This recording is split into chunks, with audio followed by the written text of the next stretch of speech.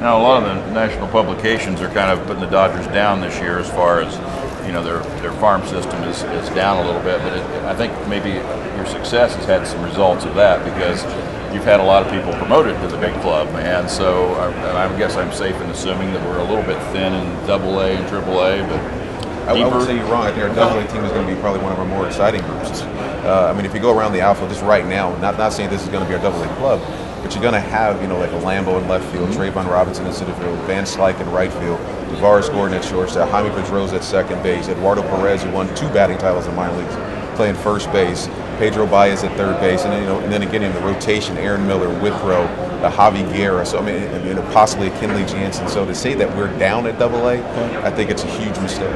Well, and I think one of the things I gotta mention this on publications. I've always, with all due respect to publications, they've always asked. We've taken players in the past here, like Logan and stuff, that were ranked way down the line and was ranked as a left-handed pitcher and stuff. And I've always said, you know what, we stick with our list. No disrespect to their list.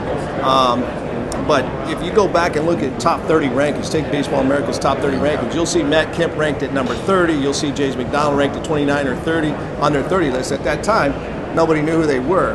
There are definitely, which is what you're asking about, players here that you want to know who are they? Like Mr. Webster. Yes. No, Alan Webster. Yes, Alan Webster was a shortstop. We drafted him last year, shortstop. They've done a great job in changing him over to a pitcher. You're going to hear about it. And so, for me, it's okay if people say that because I think we have graduated a lot of guys to the major leagues. But I'm with DeJohn. There's a lot of guys that you take Russ Mitchell. Most people didn't know who Russell Mitchell was, and Russell Mitchell goes and has a great time in the fall league. He was a 16th round pick. Scott Van Slyke. We've been pretty unconventional. Like D. Gordon, I would say, probably didn't make any publications. Do you think he made any publications? None at all coming into that. So I'm certainly not disrespectful to publications, but they just got to trust us. Is all I'm saying. We've done a pretty decent job. I'm not questioning it at all. What about Andrew Lambo? He had a little bit disappointing year last year, but he had picked it up in the AFL. A lot of people were disappointed. I don't know if you were. Being 21 years old, adjusting to a new league, tougher competition. I thought he learned a lot and was able to carry that into the fall league. And I think you see the real kid starting to show up again. Got more comfortable in his approach, and there's a lot of things that he still has to learn and develop as far as baseball skills, life skills. He's getting them, and again, it's that process of getting these guys to the big leagues. The thing, and this would be for your bloggers or anybody. One of the things that I do, and I do this in the draft, I think it's very important to go back in history and look and see what did history do. History repeats itself, and back in the day, we didn't have bloggers when Don Mattingly and stuff was coming up. People would have looked at Don Mattingly's numbers and said, boy, he had a disappointing year. He only had 6 home runs in the minor leagues. Go back to Steve Garvey. I think Steve Garvey only had 10 in the minor leagues. And so when you look at minor league numbers of past great players, and then you look at what they did in the major leagues, and to go, okay, Andrew Lambo's 20 years old when he goes to AA, hits 260 and hits 10 home runs, that's disappointing. But when you go back and you correlate it with a lot of the great players, I want to say Sean Green hit 4 one year in AA and hit about 270. Doesn't necessarily mean that the success is going to pan out, but you can't take minor league numbers. It's very dangerous to take a minor league number because you have to factor the age of the player in and the competition that he's playing in. And Andrew Lambo, in his second full season to be in AA, being able to do that, we were very happy with where he's at. I think it'd be unrealistic to expect him to hit 300 and hit 25, 30 home runs. And it's just like last probably years, Andre Ethier had some really good minor league years, but I don't think he ever hit 31 home runs or 34, whatever he hit this year in the big leagues in the minors. So no. I think you have to look at the history. And like James Loney, I think when he was the same age as Andrew in AA, I think he had the one year he hit about 260. I don't know if he hit 210 home runs, so I'm not disappointed at all. Would it surprise you if Loney hit 25 home runs next year? No, never, not at all. I've always said he's going to hit 25, so that's at some point in time, he better. I'm going to kick his butt. I have to get all over James.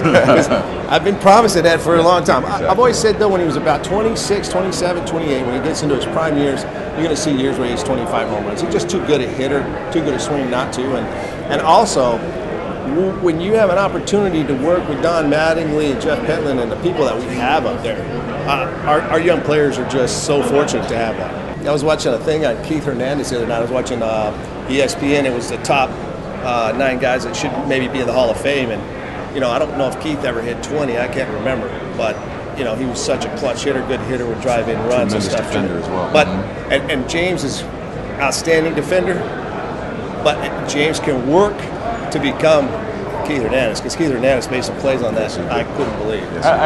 Just watching James, sometimes gives me an idea that he maybe sometimes loses a little bit of focus at times, and then he'll gain more of that with maturity, I would think. Yeah, I think that's a fair assessment. I think in a 162-game season and the way players are scrutinized today, that's probably possible, because we see so much, and you have the instant replay and videos and go back and rewind the game and see it. I'm not sure that players haven't always had that issue to a degree, you know, when you look back on it. But I think that's a fair assessment. I think as he matures and gets a little older, you know, that'll change too.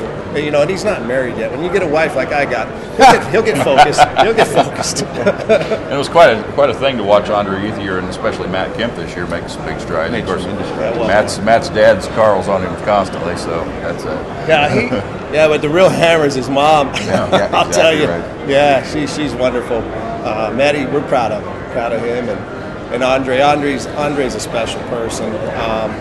You know, I mean, I'll tell you what kind of guy Andre is. When he got traded over here, the first season we played, he shows up at my house with a big basket, a blanket, videos, candy, popcorn, everything for my wife, my son, and me at Christmas. Wow. You know, here's a young man. It shows you kind of integrity he's got. Solid. I mean, he is a really good kid. So you think D. Gordon's going to be ready to step in when Rafi's contract's up? I think, you know, watching him this past year, looking forward to him getting off to a good start in 2010. You know, I think his progression, he should be ready. I definitely believe he'll be ready for that. He's really athletic.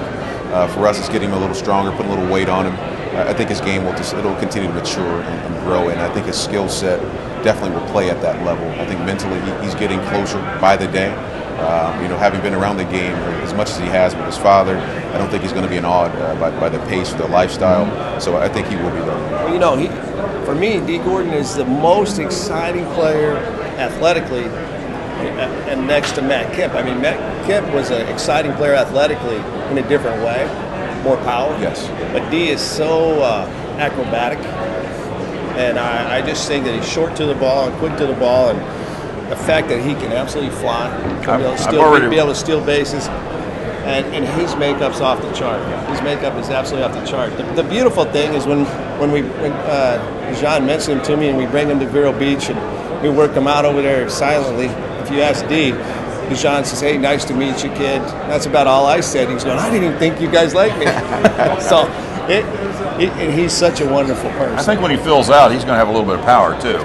It's going to be surprising pop. I've already predicted that he's going to break the record in major leagues for doubles. You know, it wouldn't surprise me. He can run, and he's going to turn some of those singles into doubles, and he's going to put pressure on the defense. And again, I think that's a testament to what we're trying to do from a development standpoint to make sure he's maximizing every base hit. We're running hard out of the box and trying to push that defense, and he's going to put pressure on everybody. Well, Josh has given me the throat slashing sign, so that means we're going to have to wrap this up, guys. I certainly appreciate your time, and keep up the good work. Thank you very much. It's encouraging to hear the things you have to say. Thank you very much.